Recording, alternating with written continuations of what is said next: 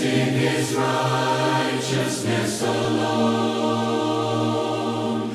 faultless stand before the throne, faultless stand before the throne, Christ alone, cornerstone, weak made strong in the Savior's love, through the storm, he is Lord, Lord of all, Christ alone, cornerstone, weak made strong in the Savior's love, through the storm, he is Lord, Lord of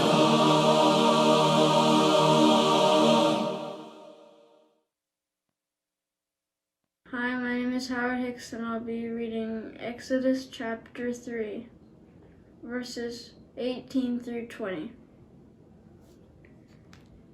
Then they will heed your voice, and you shall come, you and the elders of Israel, to the king of Egypt, and you shall say to him, the Lord God of the Hebrews has met with us.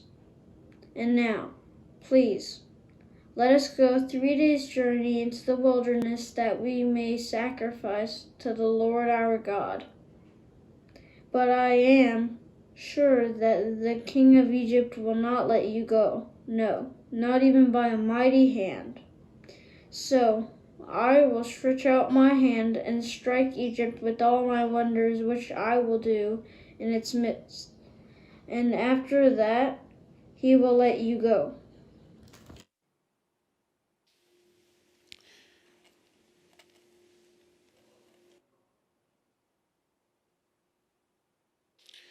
Glad you're still with us tonight. We've been talking about, in the past, we've been talking about different songs, but tonight we're moving on from that, and we're specifically talking about Moses. Now, you may remember the story of Moses whenever Moses is out in the desert and he's tending the animals, and you remember that God comes to him in a burning bush. Maybe one of the most memorable moments in all of the Old Testament. Well, I have to tell you, if you've already looked at the slide of the title tonight, I didn't come up with that. Just the general idea of it, my wife came up with that. Moses, call on limb 1. That's pretty good, isn't it? Because you get it, right? He's the call in the bush and all that. So we're thinking about that tonight, how God called Moses. That God came in such an unusual way to him, but he wanted to get Moses' attention. Read it here with me in Exodus chapter 3 and verses 1 through 4. It says, now Moses was tending the flock of Jethro, his father-in-law, the priest of Midian, and he led the flock to the far side of the wilderness, and he came to Horeb, the mountain of God. And there the angel of the Lord appeared to him in flames of fire from within a bush. Moses saw that though the bush was on fire, it did not burn up. So Moses thought, I'll go over and see this strange sight, why the bush doesn't burn up. And when the Lord saw that he had gone over to look, God called to him from within the bush, Moses, Moses. And Moses said, here I am. Now, God obviously really wanted Moses' attention, didn't he? It's funny to think about Moses out there in the middle of the desert, in the wilderness, and he's got his flock there, and now all at once here is this bush that's on fire. You can imagine why he thinks, I want to go over there and see what's going on. Now, maybe I don't want to get too close, but I want to see what is causing that bush to be on fire and not burn up. It makes sense, doesn't it? That he would want to do that. God wanted Moses' attention, which makes me wonder, what does he do to try to get our attention? Now, I have to tell you for certain that I've never seen a burning bush, but this does make me want to take a glance at the crepe myrtles in the backyard when I get home. What is it that he does to try to get our attention? Because God still wants us. I don't think he puts burning bushes and things like that out there, but he still wants us to look for him and at him. He still wants us to follow him. So maybe things are happening every day that are trying to get us to go toward God, and we just keep missing them because we are so definite that we're going to do things our way, in our time, on our plan. But anyway, God got Moses' attention. Look in Exodus 3, 5 through 6. This is what it says. Do not come any closer, God said. Would that not be scary if the bush not only is on fire, but it starts talking? Can you imagine this? Do not come any closer. Take off your sandals, for the place you are standing is holy ground. Then he said, I am the God of your father, the God of Abraham, the God of Isaac, and the God of Jacob. And at this, Moses hid his face because he was afraid to look at God. Now let's stop and look at this for just a moment and imagine what's happening there. He sees this burning bush. He walks over to it. All at once, a voice comes from the bush. It says, take off your sandals. You're on holy ground. There was nothing special about that little bit of sand that was in front of him. It looked like any other part of sand. If you were to put it under a microscope, it looked just like anything else, except what makes it different is God was there. When God is somewhere, it makes it holy because of who he is. And so all at once this voice starts talking. I am the God of Abraham, of Isaac, and of Jacob. Surely Moses has heard that phrase from his mother, his real mother, who was training him up and leading him, serving as his nurse, as you remember, after he went into the house of the Egyptian Pharaoh. But his mother would have told him about the God of Abraham and Isaac and Jacob. And now this God that he's heard so much about and probably worshiped in one way or another, maybe, now he says, this God says, you're in my presence. And Moses knows enough to hide his face because he knows he is not worthy because of the glory of God, similar to the way that Isaiah knew that he was not worthy as he stands in front of God. And then in verses 7 through 10, this is what the Lord said. I have indeed seen the misery of my people in Egypt. I have heard them crying out because of their slave drivers, and I am concerned about their suffering.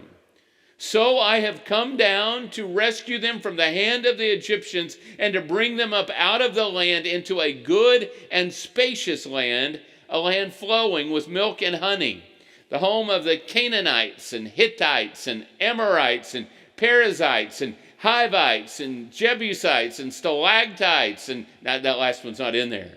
And now the cry of the Israelites has reached me, and I have seen the way of the Egyptians that are oppressing them. So now go.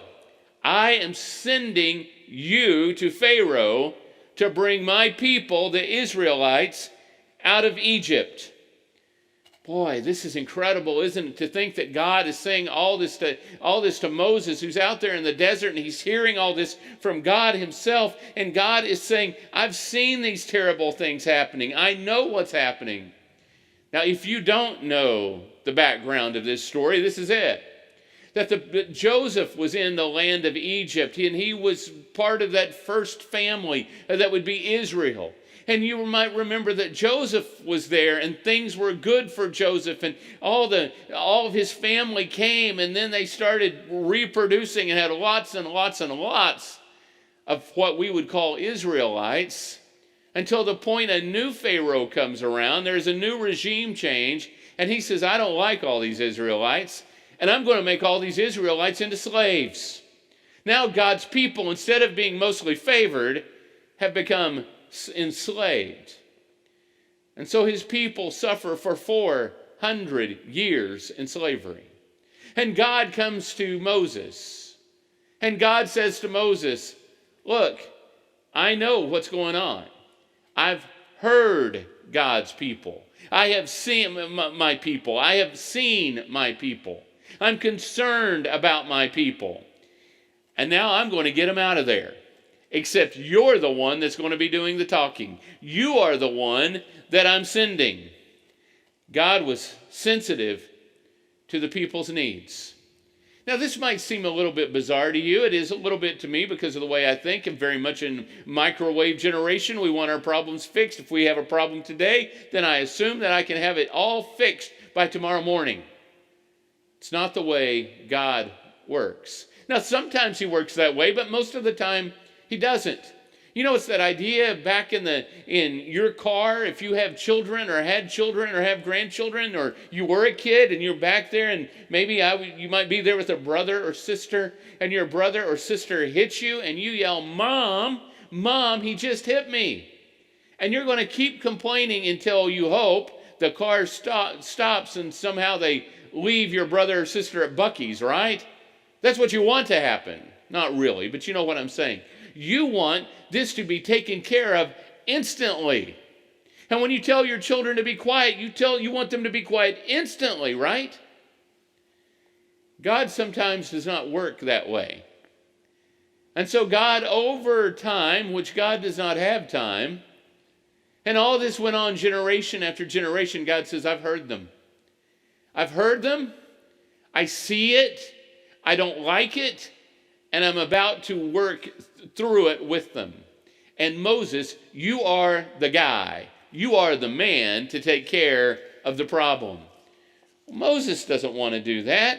He doesn't want to go back.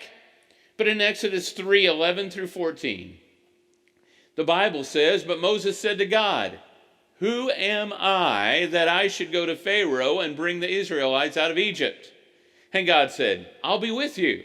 And this will be the sign to you that it is I who have sent you. When you have brought the people out of Egypt, you will worship God on this mountain.' And Moses said to God, 'Well, suppose I go to the Israelites and say to them, the God of your fathers has sent me to you, and they ask, well, what's his name? Then what shall I tell them?' And God said to Moses, 'I am who I am. This is what you are to say to the Israelites. I am has sent me to you.'" Well, it goes back and forth, and God gets really frustrated with Moses, and finally he says, and gives him Aaron to be the spokesperson, because Moses is going to say, "I don't know how to talk. I can't talk in front of those people," even though he was probably extremely educated. "I can't go and do that." Until finally God just says, "Go now."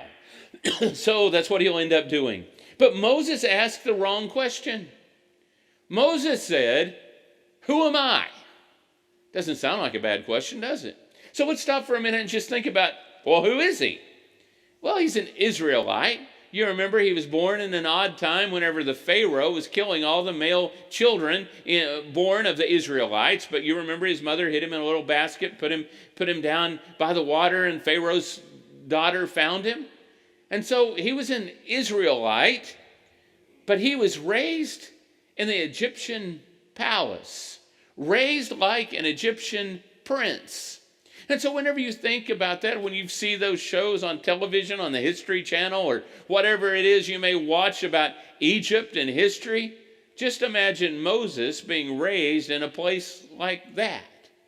And so he was an Israelite, but he's raised like an Egyptian prince, would have been given incredible privileges, would have been around famous people, would have known all kinds of things normal people wouldn't have known, and would have known people others didn't know. So an incredible life education as an Egyptian, which would have meant he's well educated. And another thing we know is he's extremely passionate. And what I mean by that, you remember whenever he's realizing his identity, that he's an Israelite, and he's out and he sees an Egyptian beating an Israelite, and you remember what he did. He killed the Egyptian that was beating the Israelite, which was about as big of a no-no as he could have done. And so now, not only is he an Egyptian prince and well-educated, being so passionate has led him into killing someone, and now he is a fugitive running from the law way out here in the middle of the desert, way before they could have tracked him with GPS or with a satellite. There he is out tending a flock, and now this shepherd who used to be a prince doesn't even seem to make sense, and now he's thinking, how can I go back? I'm going to have to face retribution for what I've done. The family will be upset with me. They'll all have questions for me. How can I go back after what I've done? I get it. I understand why he would think that way. I would be afraid to go back too, to face fears of what was there. But he had asked, who am I? And let me say this. It doesn't matter who you are. He was asking the wrong question. He was thinking the wrong way. It doesn't matter who you are. What is more important is who I am. Not who I am, but God's name, that I am. You know that word we sometimes use, Yahweh, or sometimes use this Jehovah? God's name, I am. I was, I am, I will be, I am. I'm it. And so instead of saying, he says, well, who am I? But he got his words a little bit confused. He should have been saying, you are I am, and I can do whatever you call me to do. And so I am says, I'll be with you. I'll be with you when you go back there. I'll give you the words whenever you go back there. I'll help you, and Aaron will help you, but I'll be with you, and I'll give you words. And Moses, he complains, and he complains, and finally God says, go, get out of here, go back there, and do what I said. But I don't want to make God mad. But when God calls, right? You know, I think about just a little personal story of when I was a student in college at Oklahoma Christian University, and I went on this mission trip to Brazil, and before I went, a group came and they made this presentation, and they said they would buy us steak if we would go to this presentation that they would make about being missionaries. And let me tell you, I went. I still remember sitting there at the table, eating the steak, and they said, this is a picture of Vitória, Brazil. I still remember it today. I remember the picture of the port and the buildings across the street. Had no idea that in a few years I would live like a block from that where that picture was taken. And so I'm just there eating the steak, not caring. But I go on the trip. Mission trip is great. We have 4 days in that city of Vitória. We go up to the tallest place in that city on this huge mountain, look out over the ocean, the Atlantic Ocean, and look out over the city, and it's beautiful, and the lights, and some of God's most incredible creation is there. And I remember the sponsor said, this city is 450 years old almost, and churches of Christ have never been here, and if you don't come here, who's going to come here? Wow. I didn't speak Portuguese. Matter of fact, I barely spoke English. I speak Texas Panhandle / Okie. And now I will be moving. Just a few years earlier, I'd never driven in a town with more than 20,000 people.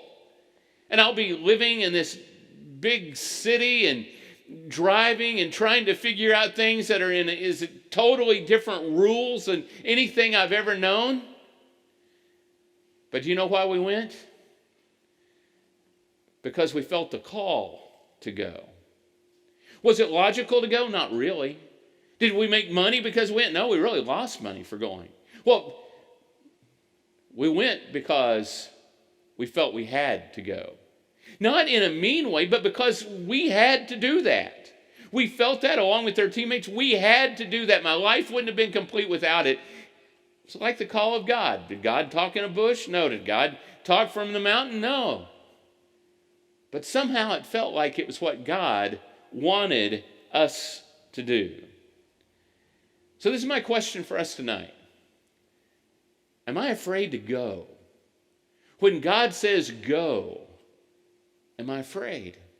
Now, am I afraid to answer him? Now, it may not be that he wants you to go off to some foreign country somewhere. He may.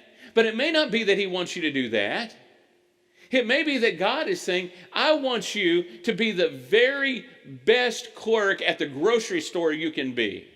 I want you to be the best salesperson or the best attorney or the best school teacher or whatever it is that you can be.